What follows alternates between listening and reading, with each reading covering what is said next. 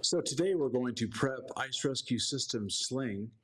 What we have on is a handle and a stainless steel sewn in ring, and on the other piece of webbing we have a sewn in loop.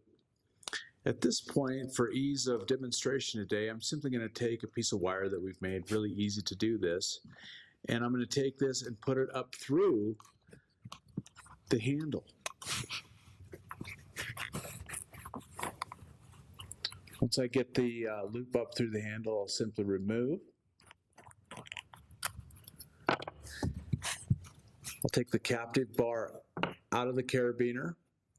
I'm going to capture both the stainless steel ring and also the loop. So once I have both of those placed into the carabiner, I'm going to replace the captive bar and simply secure the set screw, making sure that it's nice and snug.